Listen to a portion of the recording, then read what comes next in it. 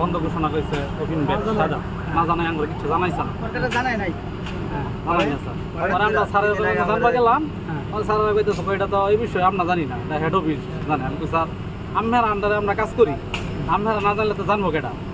না এটা আমাদের করা কিছু না এটা হেড অফিস জানে পরে বললাম যে না এটা আমরা কালকের ভিতরে জানাইবেন পরে তারা আজকে সবাই মিললে আরো লুকাই না আমরা বলতেছে যে আমরা তো সিদ্ধান্ত আরেকটা নিছি আমরা বললাম কি স্যার আর এক মাস চালাবো আর এক মাস চালাবেন স্যার এটা তো অনা আর এক মাস পরে তোমরা চাকরি বাকরি বুঝো আমরা চালাইতেও পারি নাও চালাইতে পারি কথা জানাইছি বক্তব্য হয়েছে যে আমরা এইসব মানবো না তোমরা আর এক মাস ডিউটি করবা ডিউটি করে এটাই আমরা দেব আর যে ডেট প্রথমে দেব 20 তারিখে করাই তোমরা লয়ে দেবা এছাড়া যদি যা মন চাতুঙ্গর তোমরা করতে পারো এটা আমাদের করা কিছু কতদিন যাবত চাকরি করেন না 3 বছর 3 বছর আছে 10 বছর আছে মানে সবারই কি একইভাবে বন্ধ করে দিতে এমনি এই যে ইয়ার টাকা কেমনে জানি কই যে কিছু দেবে না দিয়ে তারা বন্ধ করে বেতনই স্যার দিবা চাইতাছেন আচ্ছা ওই যে লোকজন আছে ওর লোকজন কারা ওরা কারা বাইরে তো স্যার আছে পুলিশ আছে নেতা তো নানান ধরনের ওই নেতারা কি বলেছে তারা কোম্পানি পক্ষে কথা বলছে যে কোম্পানি নেতা কারা না ফুকন স্যার কি বলছে ফুকন স্যার এই কথা বলছে যে আমরা আরেক মাস চালাইবো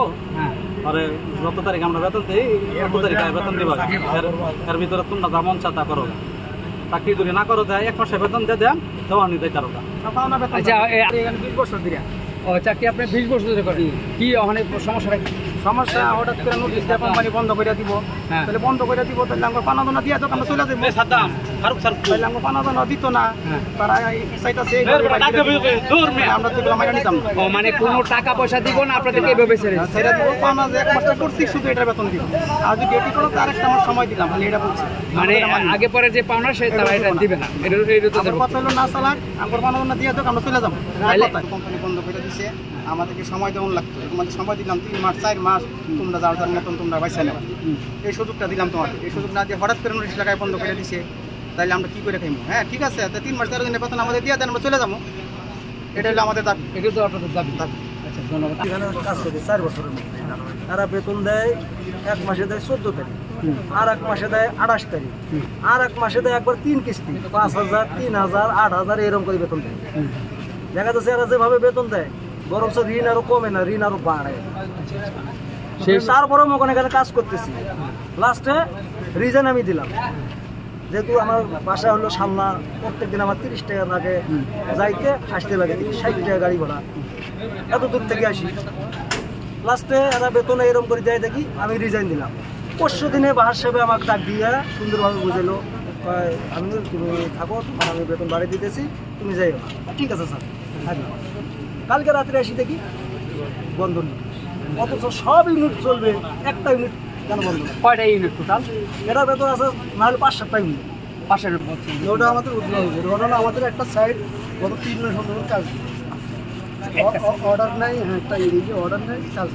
বছর বছর তুলে যাচ্ছে অর্ডার এখন দেখলো যে কোম্পানি চালাতে পারছে আমার বলছে কি একটা ইউনিট আমাদের মনে থাকে একটাই মানে আগামী 1 মাস চালাবেন এই তো মানে পরে বন্ধ করে দিবেন যাতে আপনি করে কাজ করবো না এর জন্য যারা 15 বছর 20 বছর কাজ করছে এদের আপনাদের কি কোনো ভাতা বা কোনো ফান্ড এরকম 15-20 বছর এখানে আমাদের কেউ নেই 10 বছর অধিক আছে আছে আছে আচ্ছা তাহলে যদি মানে এরকম আমরা